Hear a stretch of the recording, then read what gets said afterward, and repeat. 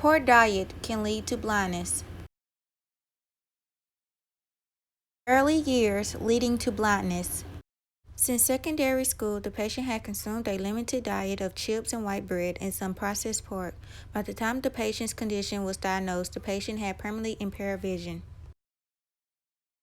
Picky eating gone wrong. The picky eater patient had a normal BMI and height and no visual signs of malnutrition and took no medication. Initial tests showed anemia and low B12 levels, which were treated with B12 injections and dietary advice.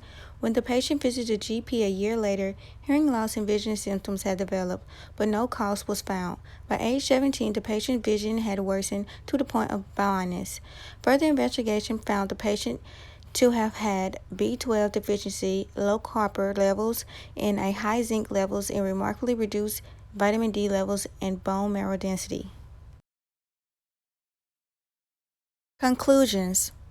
The researchers concluded that the patient's junk food diet and limited intake of nutritional vitamins and minerals resulted in the onset of nutritional optic neuroplasticity.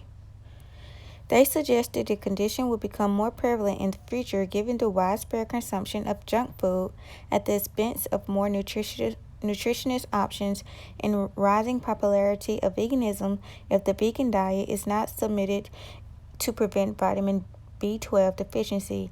The team recommended dietary history should be a part of any routine clinical examination, like asking about smoking and alcohol intake. This may avoid a diagnosis of nutritional optic neuroplasticity being missed or delayed, as some associated visual loss can fully recover if the nutritional deficiencies are treated early enough. Summary.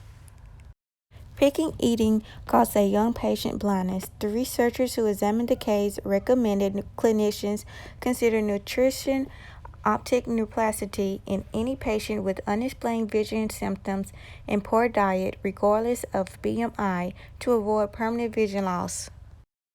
I chose this topic because it relates to our current chapter, which we talk about vision.